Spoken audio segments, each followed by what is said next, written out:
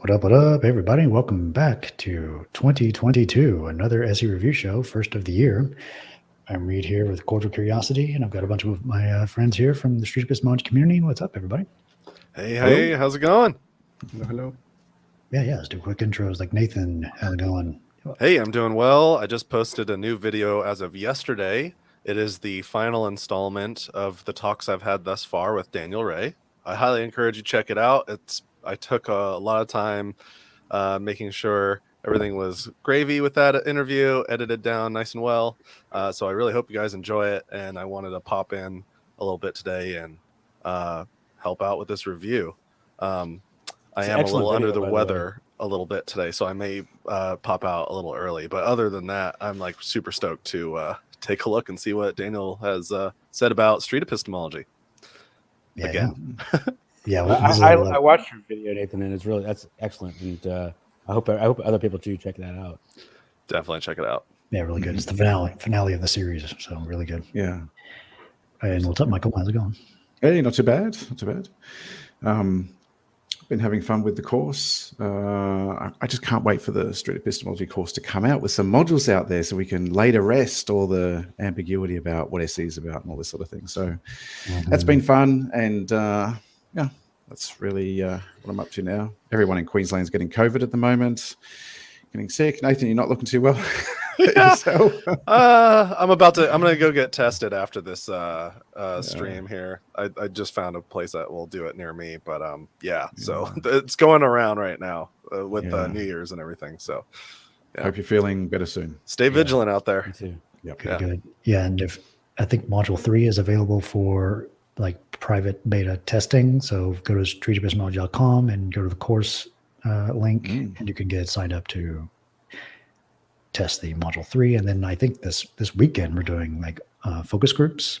Like there's 4 sessions that people can potentially sign up for. So definitely try to get into those. But anyway, what's up, Mark? How's it going? Good to see you guys, and I'm glad to be here. Always like to do these review shows. I learn as much as everyone else does, so I like that's why I like to participate. Yeah, and Hooky, I think this is the first review show. We did one a while ago, just a discussion about something. I forgot, but yeah, how's it going? Yeah, pretty good. Yeah, first review here. So thanks for inviting me. We coincidentally had a discussion on the Discord community a couple of days ago about this video. So I'm excited to share some ideas from there. Yeah. Yeah, I posted this as an option to review, and I think it won on our poll. And then you had your discussion. I'm like, okay, this probably needs to be talked about a little bit. Yeah. So, and anyway, what's up, Jake? How's it going? Hey, Reid. Thanks again for having me. I've done like 1 or 2 of these before, so new face, but getting into SE. As you can see by my name next to my actual name, the channel exists. It's called Streetwise. So stay tuned for more quality street epistemology content. Love it. Do you have any talks recorded right now?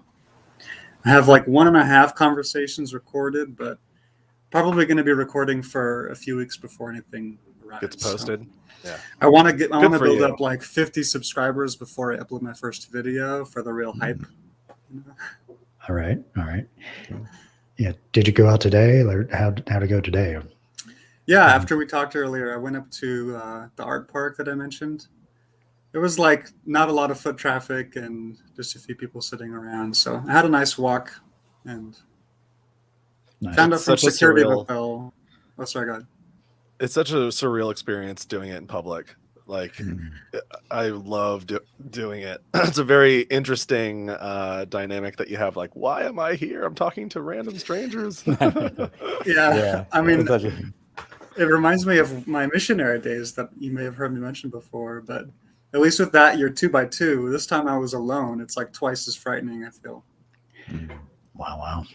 Yeah. Anyway, let's get into the video today. We're talking with, speaking of Daniel Ray, he recently posted a new video called A Manual for Creating Atheist, an expose on street epistemology. I think he had a talk with a Christian conference a few weeks ago or something. And we're going to skip a little bit of this the beginning of his video. We already covered a lot in previous review videos, but we'll just start with this review and summary that he gave, and yeah, if you have any thoughts or anything, feel free to start talking. Here we go. So briefly to summarize, street epistemology began in 2013 with Peter Boghossian as a method for creating atheists. In 2014, it caught on through the YouTube channel of Anthony Magnabosco. In 2015, James Lindsay's book, Everybody is Wrong About God, is published. And SC, by and large, is practiced and sustained primarily through the atheist and skeptic communities. And in 2019, Boghossian and Lindsay publish How to Have Impossible Conversations. I believe there is a direct ideological relationship between street epistemology, atheism, secularism, and Lindsay and Boghossian's ideas. I'd say accurate. All that's accurate. I'm not seeing a problem with any of that from where I'm standing, but what do y'all think about that? Well, I think that one video with Peter Boghossian talking about atheism as being a consequence of rational, critical thinking values rather than deriving a method for atheism. I think that was something that we covered in a previous video. And that's the way I kind of think about it. I'm not there in a park publicly to talk about necessarily people's God belief. Like, I'm wanting to just listen to what people think is important. And I'd rather not choose the topics, though if somebody doesn't know what they want to be an advocate for, I may have a list for them to look over. So, yeah, I mean, it's not far off, Daniel, though I'm not so interested in personally, and everybody's going to have their own agenda. I'm not necessarily, looking for making atheists. I want to know how people are weighing their confidence, how they attribute the weightiness of their confidence in their beliefs, no matter what that belief is and how they got to that belief and what they would need to see to no longer think it's true anymore. And if we have those things, the disconfirmation criteria to counterbalance our confirmation bias, that to me is what really we're trying to do. And not everyone comes to SE from that channel. I mean, just speaking for myself, I came from a cognitive behavioral perspective, and where you address someone's beliefs when their beliefs are harming themselves and they're maladaptive, and you talk about cognitive distortions and that kind of thing. And I understand coming at it from an atheist perspective. It doesn't really resonate with me personally, but I just think you can come to SE from many different ways. Yeah, and I was drawn to street epistemology because of my studies in psychology in college and then my studies in political science. And I want to know how people form their political views and how their political views influence a whole host of tangential beliefs. And I'm interested in talking with people to resolve conflicts. And that to me is really what we're doing. Yeah, I think perhaps he mentions atheism.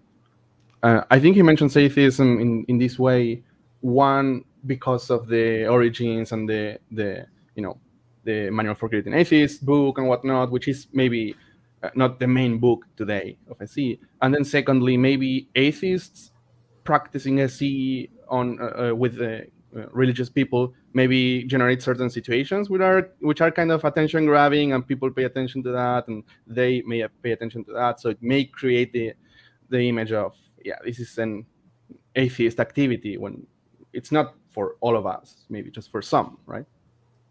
Yeah, good point. Right. Yeah. So let's just continue with the video and see where it goes from here. And SE has an anti-supernatural bias in its beliefs and practices. That's my opinion, but I think it can be justified. In 2021 and 2022, the SE community is working on publishing self-studying modules about street epistemology. And then finally, SE is practiced in social media, on college campuses, and in public communities. So that, in a nutshell, is what street epistemology is.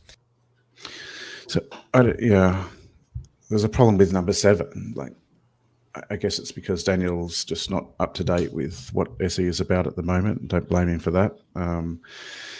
But SE doesn't make claims about anything. It's about exploring, as Nathan said.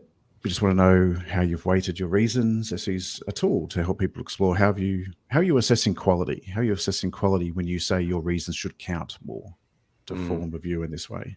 That's what it's about. And so it's by getting outside perspective, it's aiming itself towards more of a bias mitigation tool instead of reinforcing this anti-supernatural bias.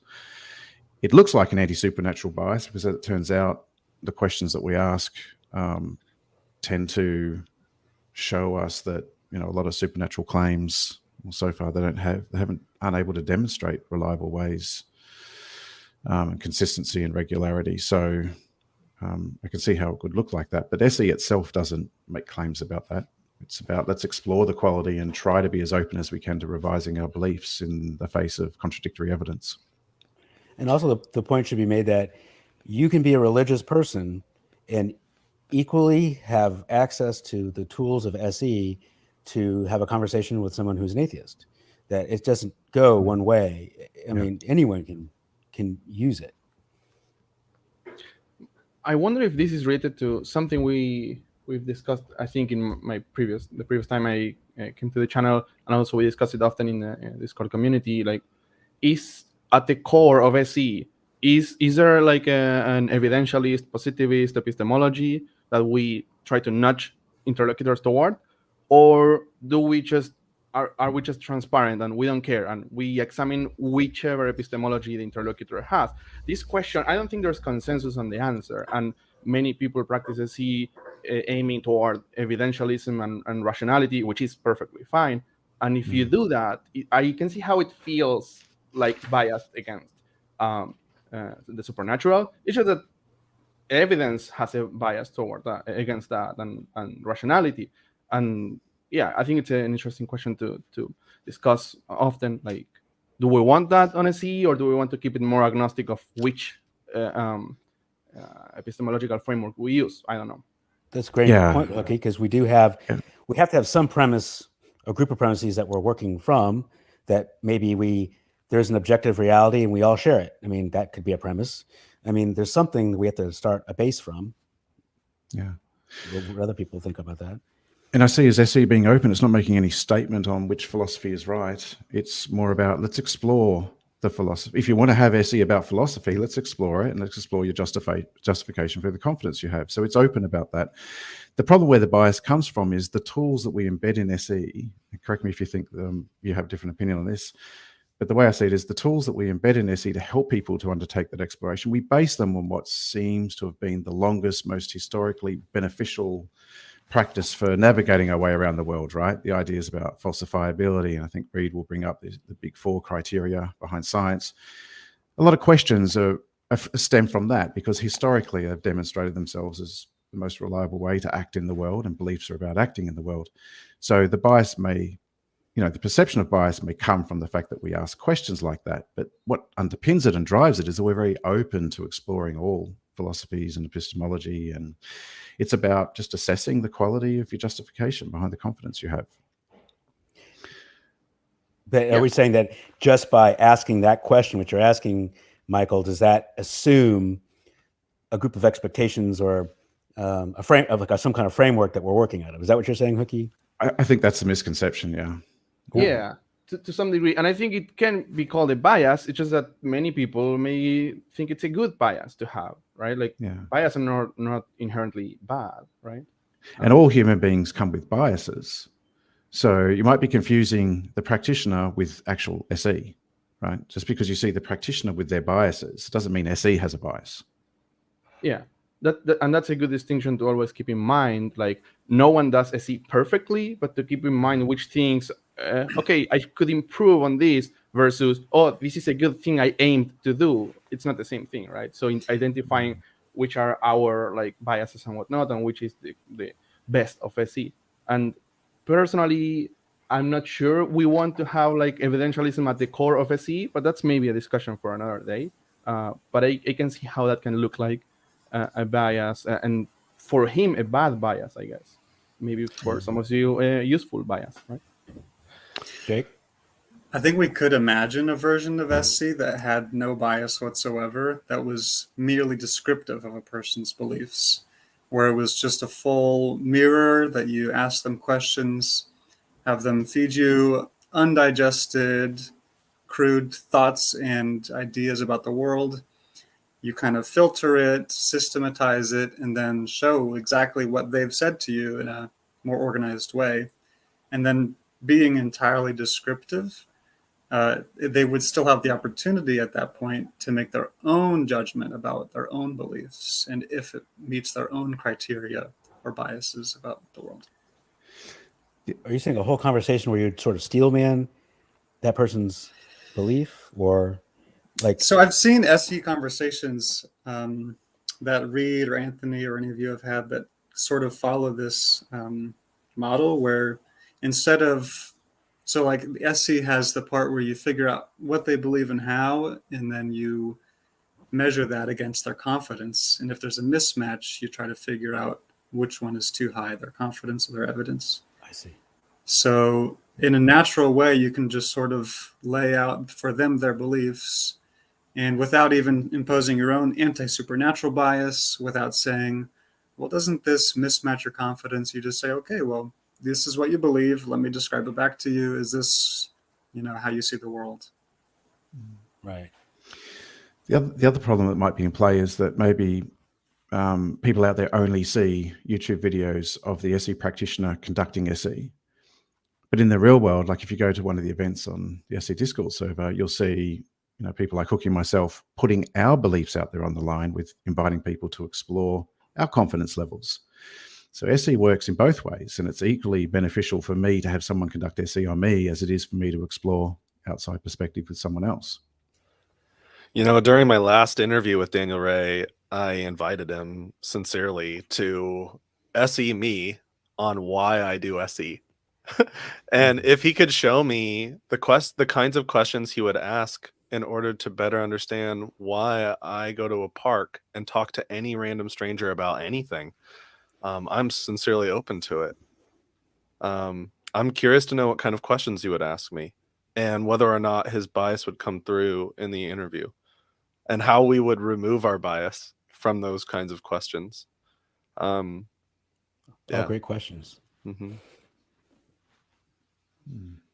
Yeah, let's move on to the next section. I think he has a section about responding to SE people, 4333, I think. Really excited to watch that, Nathan.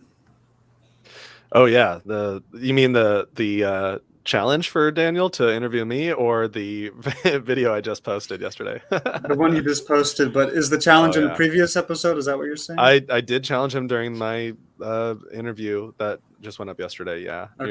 near the end of the talk. Yeah, it's a 2-hour long talk though, but boy, is it good! It's one of my favorite. My favorite interviews. 1.5 speed, maybe. Yeah, exactly, or 2 times. Yeah, 2x.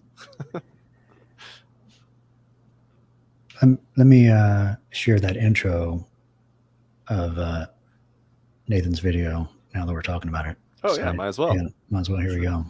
Are we both limited to the same method of knowing the number? Well, the same way. We can get into the philosophy of the efficacy of mathematics. I would say yes.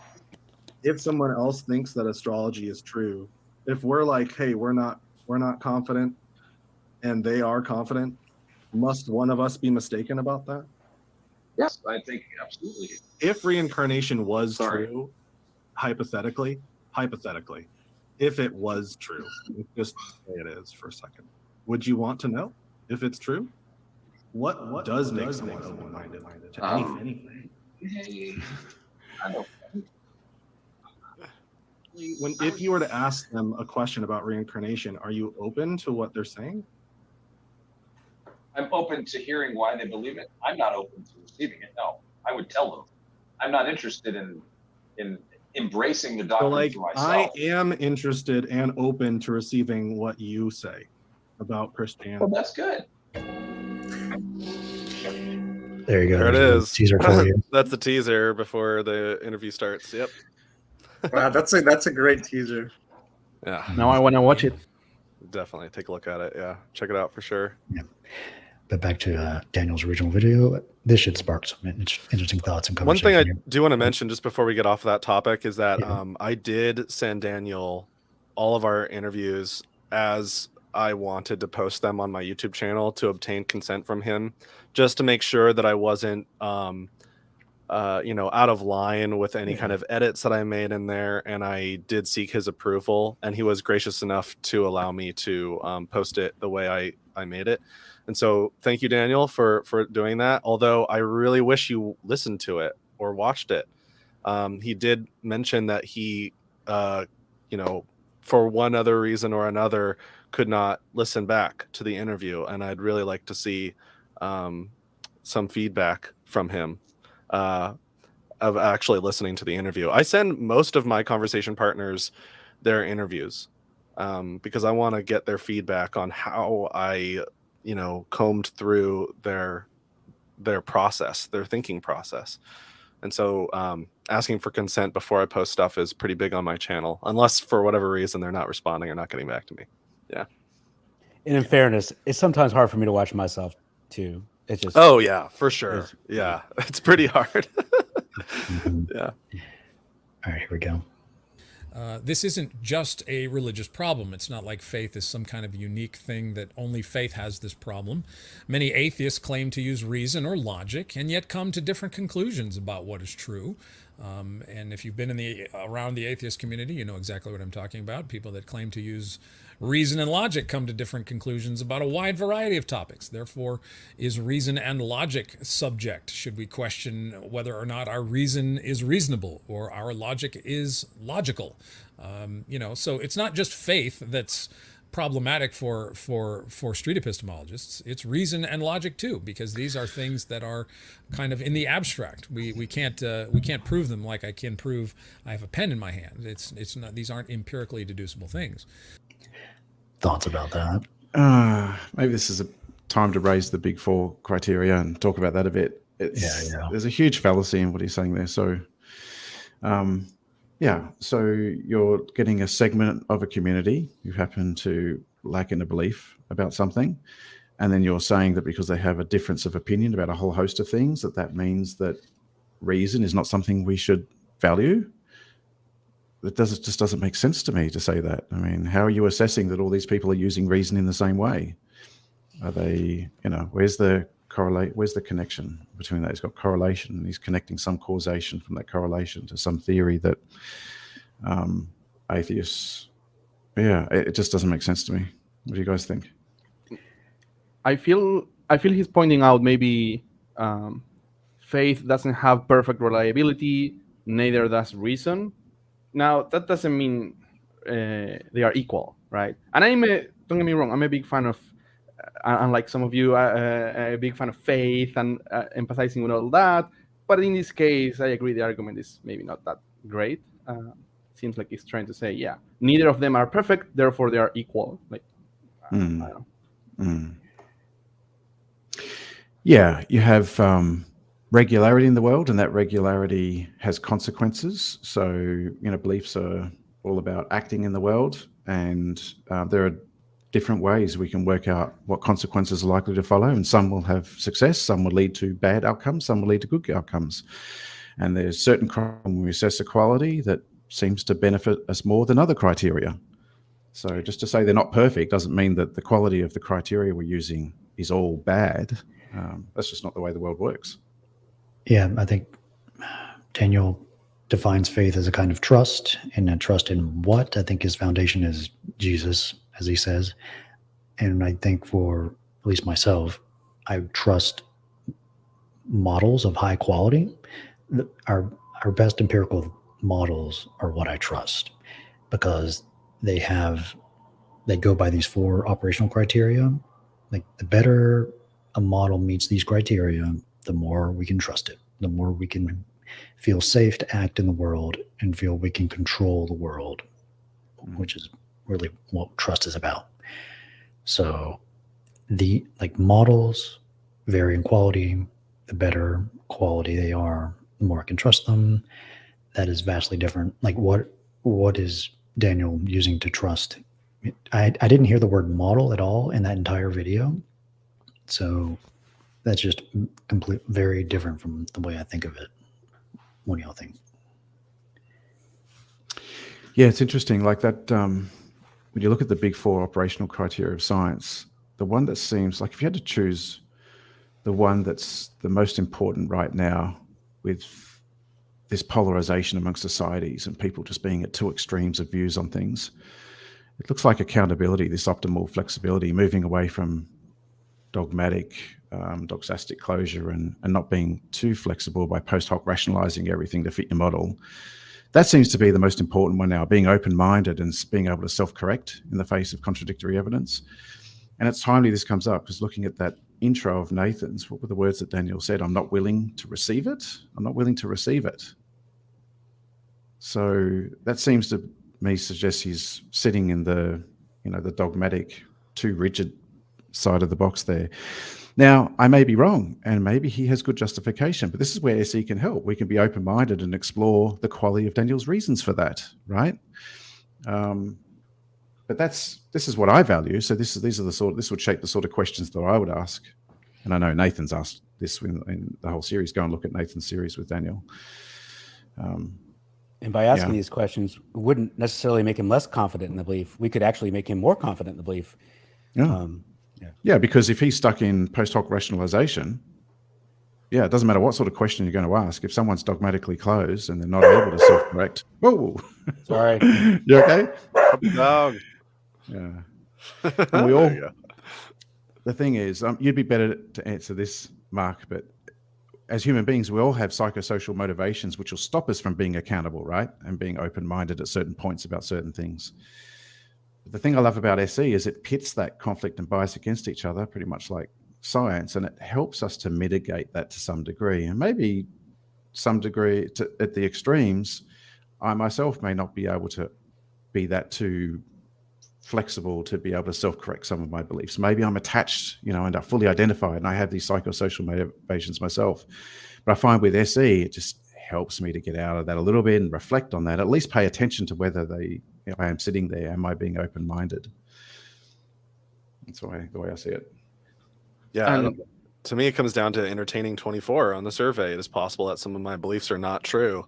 And if we are not confident, if Daniel and I are not confident that reincarnation is true, yet there are millions and billions of people perhaps believing that it is true, how did that happen for those people? How did those people become confident in something that isn't true if he believes that it's not?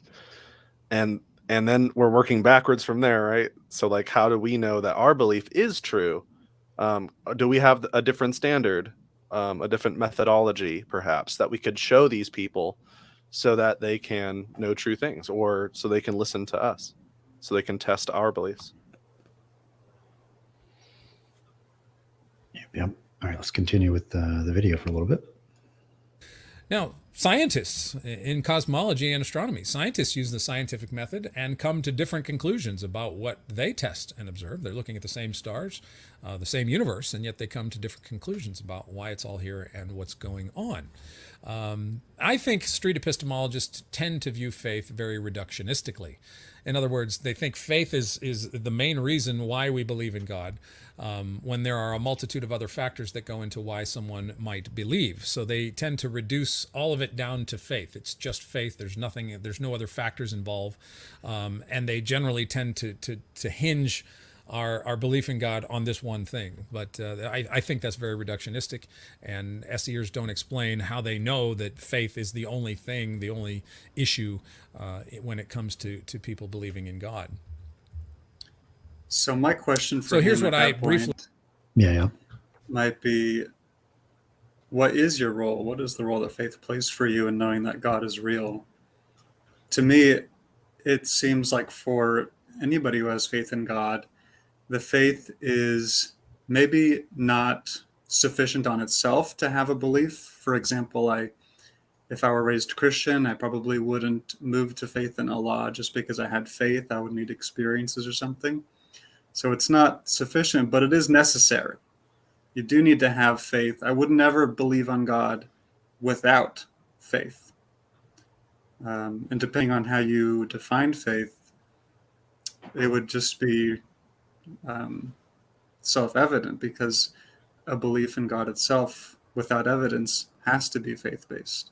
So I think that for him to say that it's reductive for us to say that all belief in God falls back on faith, I would want to know how, what alternative is there besides having faith to believe in God. Yeah, and he would say there's plenty of evidence, and then the line of questioning would go to, well, how are you weighting that evidence, right? Why are you giving that evidence quality? Right. This is why we're asking, like, how much confidence is faith a contributing factor for? Like, without faith, like, how confident are you between 0 and 100? And if they say 98, 99%, then I want to know, without faith, what would the number be after that? And if they tell us it's 80% or whatever, then that's what I'm listening to. I'm listening to their own interpretation of how they use faith and how they use faith to weight their beliefs. And that's going to be different depending on who you're talking to. Yeah. Yep. All right, let's keep going. Here's what I think faith is. Aristotle, famous philosopher, once said that the first principles of philosophy cannot be proven. In other words, I can't prove philosophical principles as I can show you that the pen in my hand is green. So the first principles of philosophy, the things that we assume to be true, logic and reason, for example, we cannot demonstrate them empirically. We can't demonstrate logic and logic itself, the rules of logic or reason, because these are abstract concepts in the philosophical and metaphysical realm, and not concrete things like a can of water or a ballpoint pen or, a cell phone. These are all physical items, and logic and reason and philosophy are not themselves physical things. So I've become a big fan of this argument, The Naturalist Nuke from King Crocoduck, and he talks about the relationship between science, the methodology of checking the quality of your models, values, and philosophy, ontology, and epistemology. Daniel there was talking about basically ontology, metaphysics. And, King Crocoduck claims that science comes before philosophy, as like that is our basis for evaluating the world, like firsthand, and then it goes into philosophy, and it becomes like a virtuous cycle, the feedback loop between science and our philosophy. And so that's where the grounding is for us, for me at least. It's not foundationalism, not coherentism, but a foundarentism type of thing. That video series is really awesome. Have you got a link to that, Reid? You could drop in so people could see that. Yeah, I'll put that in the description somewhere. Yeah, what is it? Science is Not a Social Construct series by King Crocoduck. Nuking social constructionism. Yeah. Constructionism, yeah. So I sort of missed Daniel's point there. So where does he think we're starting from? I think he's confusing. He thinks that we're exploring truth with a capital T, whereas most of us are acknowledging that we haven't seen a way to know what truth with a capital T is. So it's a nice, fun armchair exercise to talk about, but for all practical purposes, we have to live in this world. And so we focus on what has historically demonstrated the most reliable way to act to avoid bad consequences and achieve good consequences. And then you've got this big four operational criteria in science that stretches back for billions of years in single-celled organisms, the way they do that to a less compliant degree and the way they navigate around the world. And that's historically helped us to do that. So we focus on what's practical. So practical drives it, and reliabilism and fallibilism are the tools we help to unravel how we're going to navigate around the world. That's my bias. That's probably Reid's bias. That's what we think is the right way to go. Street epistemology doesn't make a claim about that. Let's be clear about that. Street epistemology says, let's all explore and be open to revision. But that's our bias. And so we want to know, how do you have a more reliable way to navigate in the world as we perceive it, irrespective of what truth with a capital T is? Truth with a capital T doesn't help me in this life. You know, I haven't seen a way to know what, with the Munchausen trilemma, I haven't seen a way to know what truth with the capital T is. There's always problem of induction, infinite regression, and circular reasoning. So any argument I see, or any attempted demonstration to show me what truth with a capital T is, has so far always resulted in the problem of infinite regression or circularity. So until I can see a way of overcoming that, it has no practical purpose for me, the way I live my life. I want to focus on what works to help me to avoid bad consequences and to avail myself of good consequences. So there's my bias. But if you have a better way to show me a direct pathway to truth with a capital T, then show me, and show me how you're overcoming circularity, and show me how you're overcoming infinite regression. I think he's making the mistake of placing too much weight on truth with a capital T in everything he says there. And maybe to contrast Michael's point, I generally share that worldview that Michael explains, but personally, I think I try to keep that out of SE explorations many times, maybe not always. And that's not necessarily a good thing. Maybe some think it's a mistake. But especially in religious claims, perhaps I try to set that aside a little bit and explore more agnostically, maybe what kind of operational criteria they have, rather than guiding my questions with the operational criteria of science, which perhaps it's a mistake. I don't know, but it's my approach. It's a bit more towards that. I think that's good for rapport, but at some point, do you think you have to test it and do a contrast between whatever their operational criteria is and whatever your bias says is more reliable? You need to, I mean, that's the whole purpose, is how are we going to act in the world to avoid consequences? We have to compare, right? So how are we going to test the two and compare them? Right. So does SE aim toward improving, beliefs to be more reliable and operate better in the world, or not? That's maybe our... I'm not sure is my answer. Perhaps yes, it's yours, right? So maybe that's the disagreement. And there may be cases where someone could have justification for a belief that's not a pathway to exploring what's the most reliable way to know what good and bad consequences are, but it may be good justification for them. For example, if someone says, without this belief, I would kill myself tomorrow, that may be a good justification in the short term for their belief, for us not to mess with it, right? So these things can be complicated. So yeah, and then you have less extreme cases, which are not that obvious as suicide. And then it's like a gradient. That to me is a tricky area, which I like to, at least in the first conversations, be more cautious on how to explore which questions I ask and which operational criteria I infuse in my questions, and maybe more gradually bring science into it, if ever. Well, you guys are doing a great job. I think I'm going to head out for now, but please do check out my playlist on my channel. It's called The Chronicles of Daniel Ray. Awesome. So yeah, there's a whole playlist you can see for that. And I'm just so happy you guys are reviewing this today, and can't wait to see you guys. We're reviewing, you're recovering. Yeah, I'll be recovering a little bit. Yeah. I hope you get better soon. Get better soon, so Nathan. much. Yep. Take care, y'all. Bye-bye. Bye-bye. Yeah, so I think we've talked a lot about, philosophy and knowledge and all of that already so far. That was the main chunk of the last part of the video. But at the very end, there's something I'd like to cover. Around 108. Most of the knowledge that we have about hell in the New Testament comes from Christ. Yeah, around here. The very nature of eternal life. This is where I'm sensing a lot of potential bias with Daniel Ray, but I could be wrong, but here we go. Is at stake. That if Christianity is true, which let me go back a bit. Deliberate unbelief.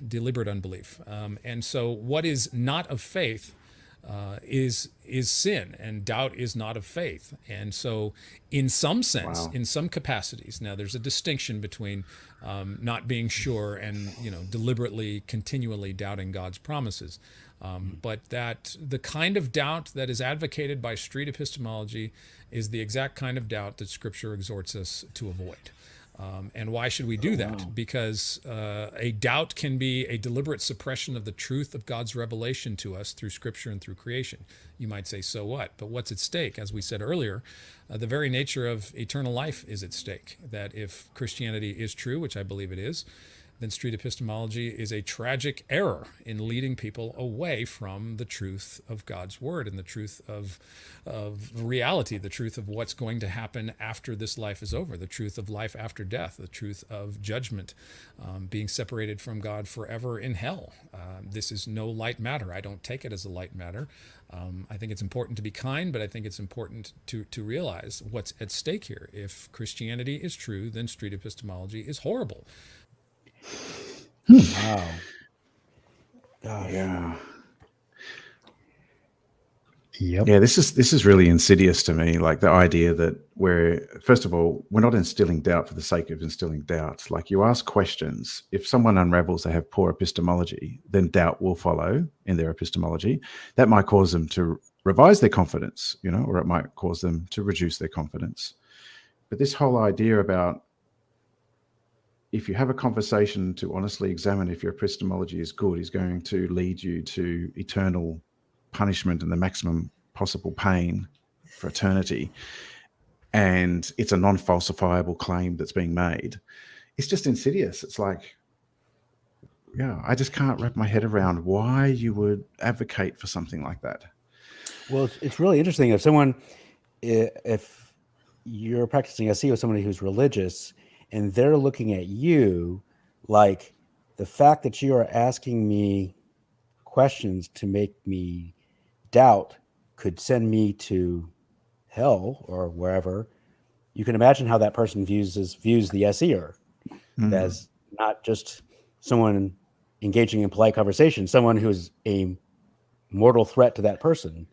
Oh, it goes, and it goes a lot worse than that. You think about the example from Heaven's Gate. For those who aren't familiar, I think it was in the 80s. The 40 or 45 religious people believed that they had this non-falsifiable belief that the scripture told them that an alien spacecraft was trailing a comet and that they would all commit group suicide at the time, and then they would leave their bodies and their consciousness would go up to the next level and be closer to God, right? Now imagine if you were Peter, who's a 16-year-old boy in that family, and you're told, and all you're given is verification of this belief with scripture, and there's no way you could falsify it. As a 16-year-old boy, there's no way you could decrease your confidence that this is true. I mean, that's at the extreme level of, bad consequences from non-falsifiable beliefs. The 60-year-old boy, what chance does he have of escaping, the mass suicide? And that actually happened. I think it was about 35 people who did that. Yeah. Yeah. And I tend to be very charitable toward faith and whatnot, but maybe it's less common to see that science has such harmful effects, right? Maybe I'm missing something, but it feels like faith is more prone to have that kind of problem. Well, the thing with science is it pits the bias against each other by inviting as many people to check and prove you wrong. So you have a hypothesis, it can show it wrong with a single observation. And you have the variety of biases and conflicts out there pitted against each other to try and prove a hypothesis wrong. So it minimizes the assumptions that are being relied on. So it's more reliable. And if you want to get a gold star in science, like a super level gold star, prove yourself wrong. People... Yeah, it openly invites criticism and anything that could negate it. I would wonder how Daniel would respond. Suppose that there was a person who held a God belief for what he would define as poor reasons. Would he be open to a person undergoing SE to discover that their God belief is unfounded and that there was a more sure foundation for that belief? It seems to me he's trapped like the Heaven's Gate people were. I am right, and I'm not willing to receive any information to the contrary. Like you mentioned with Nathan, right, about the astrology or the reincarnation. I don't believe it, and I'm not willing. I'll listen, but I'm not willing to receive it. Well, how could you ever revise your belief? Like, if some of you, is it possible that some of our beliefs are not wrong? Have you never had a wrong belief in your life? If it's possible that, do untrue beliefs feel just like true beliefs? How would you ever discover? Just as a rebuttal to play the devil's advocate, with so many billions of people, there are some who are bound to be right about everything. So, who is to say which of us is him or her. So He may well be right about everything, and he may well have a direct pathway to truth, but it's not going to help me the way I navigate in the world unless he can demonstrate it to me. So that's why I do SE. I'm open to it. What Daniel would need to be demonstrated for Daniel is that even for a person who has the big T capital truth already, SE would still be a benefit for that person, or at least in my opinion, it would still be, because it instills the values of skepticism and epistemic humility that make you or stronger or more sure, or at least more accurate in where your foundations of your beliefs are. Yeah, so that little bit there from Daniel was kind of in the category for me of negativity bias, and there's a little bit more that may correspond to another bias. Let's listen to this. For trying to pull people away from Christian theism. It's awful. And I sincerely believe in eternal life and in Jesus and what Jesus says. Most of the knowledge that we have about hell in the New Testament comes from Christ himself.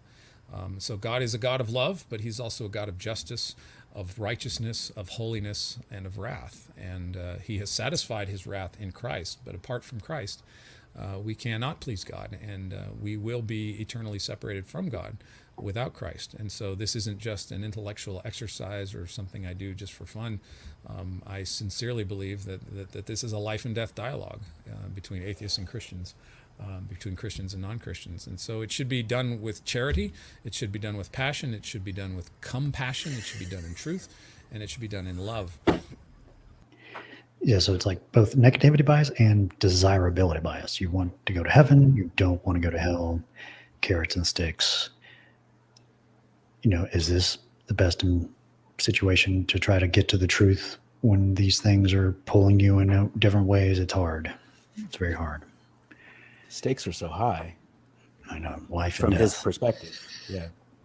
How do you think his understanding of, like, if you asked, what is God's rationale for condemning doubt? Why would God want us to hold an unfalsifiable belief and to punish us for doubting it? Oh, I like that question. Oh, that probably cuts deep into, like, I'm not very familiar with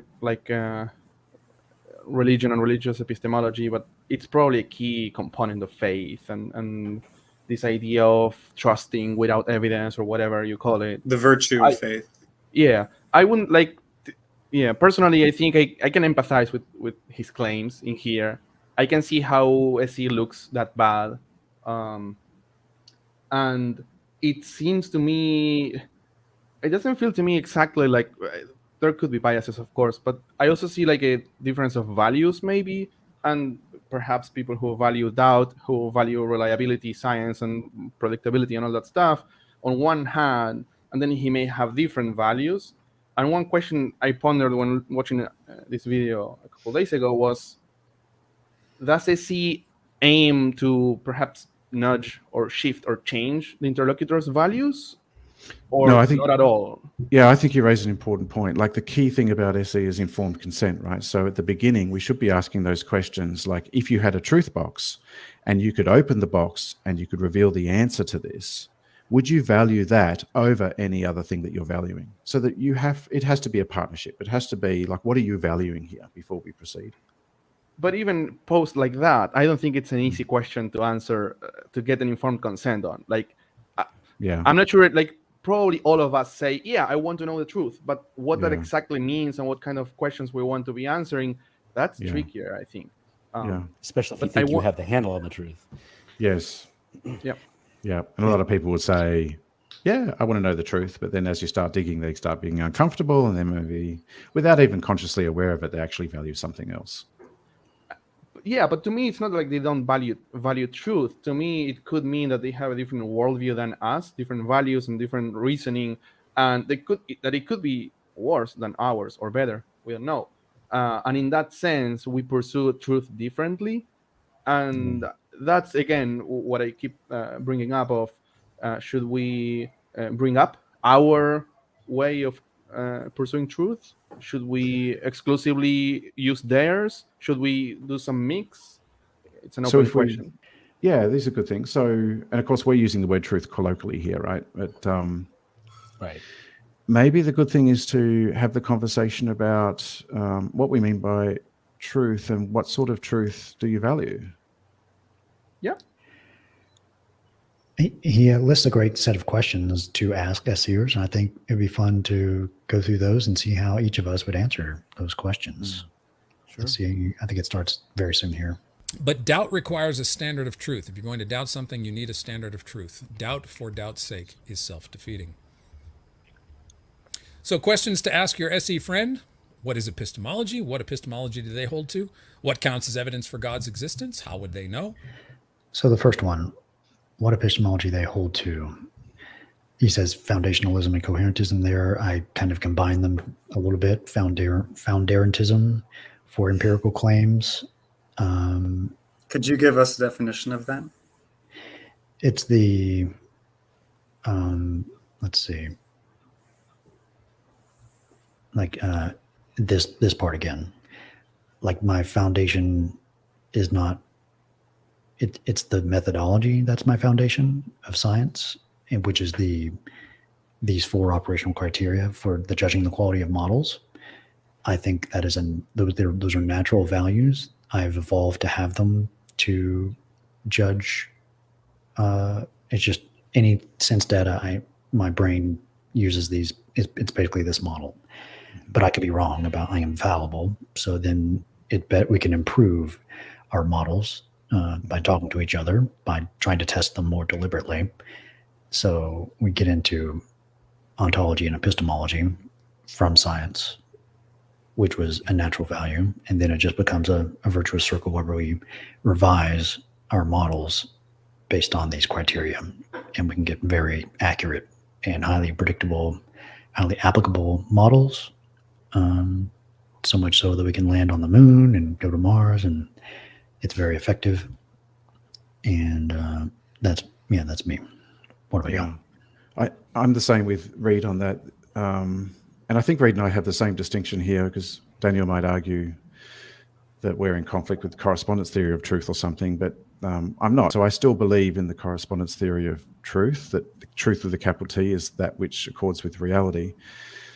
But I haven't seen a way to overcome the Munchausen trilemma, so I don't know if we could ever access truth with the capital T, but that doesn't mean that I just abandon that as my best explanation for what ultimate truth is. So correspondence theory is what ultimate truth is, but I resort to these other things as an attitude to be able to navigate the way through the world to avoid bad consequences and avail myself of good consequences. So I think we're pretty much in alignment on that. Any thoughts from anybody else about their epistemology? I don't have lots of knowledge on this, but I recently discovered, looking through the books he recommends at the end, I found out about virtue epistemology, which I really liked, which focuses on having epistemic virtues like honesty, humility, objectivity, etc. And it has some implications. It has some relationship with Aristotle's conception of virtues in general, but applied to epistemology. And I really like that, so I'm currently learning more about that. But so far, it looks like maybe my favorite. Cool. Next up, what counts as evidence for God's existence, and how would they know? Any thoughts on that? Anybody? Personally, and as a person kind of friendly towards faith and religion and God and whatnot, I'm not sure I even accept I don't think it's maybe fair to ask about evidence of God. I would maybe reject the question. Rejecting a question more in the sense of in philosophy of language, this question doesn't work. But that's maybe also a topic for another discussion another day. But I would accept evidence for God. I mean, if it's a Jesus claim, if Jesus came back and did all these things and did God-like things, and sure, it sounds like that belief. Yeah, I will change my confidence on the belief. Absolutely. Yeah. And I guess to clarify, because now I'm realizing it might have sounded weird, what I'm saying is, personally, I wouldn't ask it, maybe. I wouldn't ask this question to believers, and if I'm asked, I'm not sure how to answer. Yeah. Okay. Yeah, I can think of, a big voice in the sky that everyone can report back is hearing the same thing, saying, hey, I made a mistake before, I wasn't clear enough, but as at 12 p.m. tomorrow, I'm going to suspend the laws of physics for 1 hour, and that will demonstrate that I'm God, and these are the reasons why I'm revealing myself to you now. I want you to flourish. Mhm. Now, I still wouldn't have 100% confidence because I'm fallible, right? Maybe it's a superior alien species that's manipulating us, who knows? But it would increase my confidence that there is a God. So I can think of evidence like that. Yeah. Yeah, I think there's a bunch of Yeah. things that could happen. Yeah. Yeah. Mm-hmm. Yeah, God could do like a Reddit AMA, and all of his answers would be perfect. Well, Yeah. he would know possibly what we were going to ask beforehand. Yes. Yeah, we would know it was a real God AMA because he would put the answers down before we asked the questions. Yeah. That would do it for me. Yeah. Yeah. All right. What else can we do? How have they tested the reliability of their own reasoning? Why do they think God must be methodologically proven? Ask them why they're interested in asking you about your deeply held beliefs. Okay. How we've tested the reliability of our own reasoning. Back to here. This is the predictive accuracy and predictive precision. Yeah, if I can predictive predict power. future things in the world, then it's a better model. That's how we test that. Parsimony, consilience plays a Yeah. role there. Mhm. Okay. And why do we think God must be methodologically proven? We want to be able to rely. We want this belief to be demonstrated in a way that we can rely on it. Like, how does it affect us in the life that we live now? Do we have a reliable way to know that this is true and it's not just a claim? Anyone can make claims, so we want to move beyond making a claim, and we want to know, how can we know that this is true? So why we think God must be methodologically proven, it's reliable. If you have a way that's not methodological that can prove it, then show us how it's reliable. If it's not reliable, why would we accept it? How do we know we're not subject to our own problems of perception? Yeah, and why are they interested in asking you about your deeply held beliefs? We've covered this before. It's about us not living in the matrix or on our own island. We live in a democracy with other people who vote in certain ways based on their beliefs, and it's just we'd like to have our fellow citizens and community members be more aligned with truth, so that they can act in the world more safely and more pragmatically. It's not a stretch to say that in America, at least, that we're extremely polarized, and large groups of us believe diametrically opposed things, and it's getting us into a huge amount of trouble right now. Yeah. A quick comment regarding the proving methodologically God. I think I accidentally answered this question earlier. Oh, okay. I don't think God must be methodologically proven. And then if I accept the word evidence, I would say experience or testimony is fine for me as evidence for God. But it's because I conceive God claims as maybe experience claims rather than factual claims, if that makes sense. But I'm not sure I think God must be methodologically proven, personally. All right. Yeah. Let's keep going. I think it mentions this one. Ask them if they're actually trying to change your mind about God. Yeah. I guess I had that goal for a while, but I'm trying to be more meta about it nowadays. Are we trying to change your mind about the ways of coming to know God? Potentially, if they're good ways to do it. I want to have that conversation. And I assume if we have that conversation, it might have implications about the conclusion of God, but that's not my would be focus so much. secondary. Yeah, it's focused secondary. So I'll do an analogy. Today I made some tuna sandwiches and pickles and like celery and all that stuff. I needed Dijon mustard, so I went all the way to the back of the fridge where it is sure to be. So you could ask me, Jake, are you just going to put this mustard on your sandwich, or are you going to check the expiration date? Because it's been in the back in the fridge. So if my response to you was, check the date, you just want me to throw away this mustard because you hate mustard, I would be sort of overreacting, right? Because it's not that they're anti-mustard. They just want to know if it's expired. I like that. That's funny. Yeah, and the analogy breaks down because the mustard was actually expired, but I tasted it and it was fine, and I used it and I feel fine. But it's not about disproving God or removing people's faith, but it's about the same question that I had an epiphany on like 7 or so years ago as a Mormon. If this was untrue, would I want to know it? So removing people's faith isn't the end. Or I guess it's not the means, but sometimes it is the end, or whatever that phrase works. In the corollary is, if God does exist, I would really legit, straight up, would want to know it. Yeah. I hear SCers, I hear Anthony and Reid say that all the time. I'm out here asking people what their reasons are to believe in God, because if it's good, I want to know. Maybe my answer is a little bit different than most of yours. Like, to me personally, I wouldn't want to change their faith in God or anything like that, and I may actively avoid modifying their faith. And I would be maybe cautious to explore, but without affecting that at all or too much. And that doesn't mean it's just an exploration and a passive activity and not doing anything. It could be, like it was said, like changing a bit the ways they know God or stuff like that. And it could also have other practical implications, like, is your religion healthy? Does it have, I don't know, harmful activities or abusive activities or other stuff, which is something really a common concern in atheist communities and whatnot, or former religious people. So I could eventually explore stuff like that without necessarily touching the faith, right?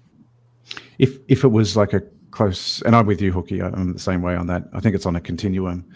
If it was a close family member, say your son or daughter or something, and they were in a religion and they were planning, maybe they were in Heaven's Gate, for example, you might then want to actively change the belief. It's like, your son's about to cross the road and get hit by a bus. You physically intervene to change his belief, so it's on a continuum. And the focus there isn't saving their life rather than changing their beliefs or something like that. That's the ultimate goal, maybe. But then again, we go to in milder cases, what does that look like? You could say, well, this person is not going to commit, is not in a suicidal sect, but Christianity kind of harms their life. We could go in that slippery slope maybe and justify all the time trying to make them disbelieve God. So that can be tricky. But for extreme cases, for sure, I'd want to save someone from extreme harm. All right, keep going. And ask them what their definition and understanding of faith, truth, and knowledge are. We have these conversations all the time on the SC Discord server. Thousands and thousands and thousands of them. So, I'd say quickly, faith is like, what is that? A leap above the probabilities. It's confidence above what we are rationally justified to be on the confidence level. Anything above that, if you're trying to increase your confidence artificially, that's faith to me. Truth, anything that our best empirical theories posits, anything there, or the result of public criticism more broadly, potentially. Knowledge, anything knowledge, anything that we could use our best empirical theories, whatever applies in them in the real world, maybe that we can call that knowledge. But these are all very above my pay grade in terms of these abstract definitions. It gets easier with more specific claims. Yeah. For me, faith is so nebulous. It's used in so many different ways that I really have to go with what other people are using with faith. Like, I don't have a specific definition of faith because it's used in so many ways. I prefer confidence, trust, or breaking it down to be a little bit more precise. So, yep, I don't use the word faith. If I use it by mistake. Like, I'm not thinking with intention. And truth, I think about Munchausen trilemma, and truth to me is that which corresponds with reality, but I have no way to access it ultimately. And then knowledge, I've never seen a good definition of knowledge, justified true belief, or you need to show me what truth is to be able to have a trust. And if you can't show me what, truth with a capital T is, then we don't really have knowledge. So colloquially, knowledge is the same as Reid. It's like, public testing, whatever fits in with that big 4 criteria and has withstood checking by everyone for longest periods of time and falsification, that seems to be our current version of knowledge, but it's always changeable and updatable. Okay. Yeah.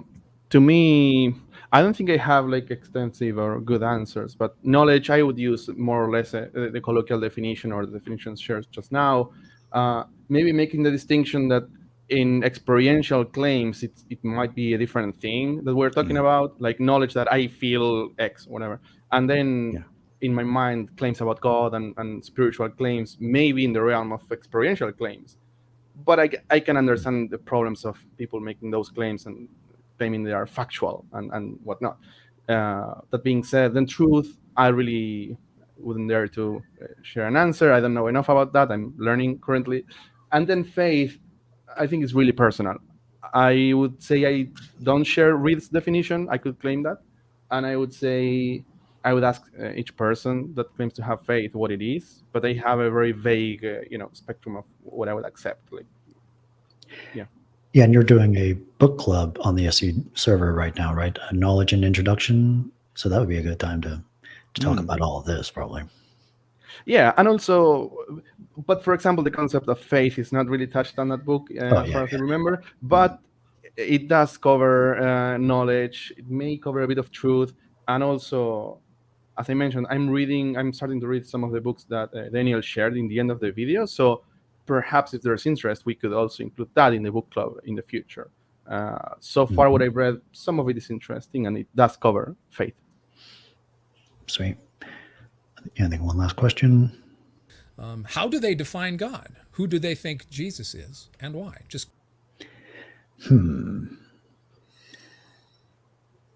I don't have a good definition for God, I guess. Ask a bunch of SEers their definition of God, and they'll say you first. Yeah. We tend to use other people's definitions. I just don't have one. Personally, my definition is kind of unusual. It's similar to, like, although I'm not really a fan of the guy, but it's similar to Jordan Peterson's response, which is like a psychosocial phenomena building up over the millennia, like some sort of psychological construct and whatnot, which is not entirely incompatible with the supernatural ones. It's there. It's like mixed up a little bit, but it's a kind of unusual answer. Well, I get it, because you're talking about in terms of the purpose of what a God would be for, as opposed to what God intrinsically is, right? Yeah, kind of. Yeah, and it's an intentional, ambiguous, and vague concept. I think maybe that's why I'm like open to these different definitions of God that people give. And then who I think Jesus is and why. I think he was a really cool dude. Personally, I would consider myself a secular Christian, maybe. Like, I don't believe in the supernatural stuff, but I'm a big fan of Jesus, personally. I think the world would be better if we all acted a bit more like Jesus. But that's just, my personal answer. Gotcha. Yeah, I like James Lindsay's model of what God is, like the mythological construct idea, where it is like a set of ideas that helps people meet or ignore certain psychological and social needs. I think that is a good functional definition of what God is. But that's a very different usage from like the classical, philosophy of religion definition.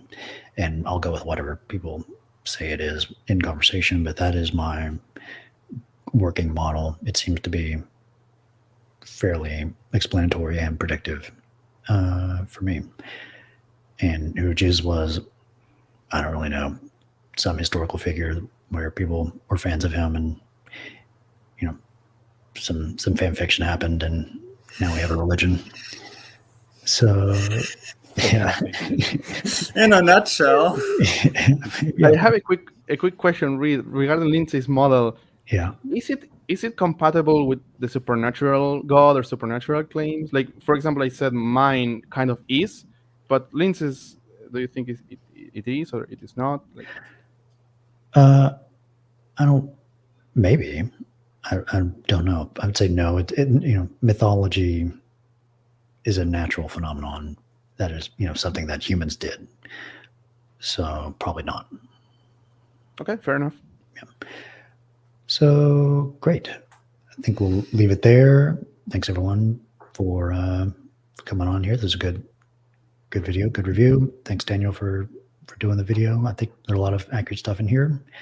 Appreciate it. And yeah, Nathan's whole series he did with Daniel is really great. Everyone go check that out. If you have any questions or any comments, put them in the chat and we'll try to get to you. But yeah, so any last words, anybody? Yeah, good to see you all. Good to see you guys. Yeah. Yeah. That's it. Babushka, that's my last word. Babushka. Awesome. And Nathan says faith is untestable trust for him. Yeah. Great. Yeah, sorry I couldn't see the chat. This is a little further away than usual, my teleprompter setup. So I'll try to get a better setup for the chat later. But I think I have a quick final thought, maybe. Mm-hmm. I kind of mentioned it already, but I think it could be productive if more of us looked into like religious epistemology or the books that Daniel recommends at the end. If not to agree with them, at least to learn more about how that stuff works. Because perhaps evidentialism and reason and science are better. I don't know. But it's still useful to know other epistemologies and maybe have a more articulated version of religious claims that sometimes people cannot exactly articulate or defend in certain ways. Definitely. I'd love to steel man whoever I'm talking to, really, ideally. Mm-hmm. It's really good.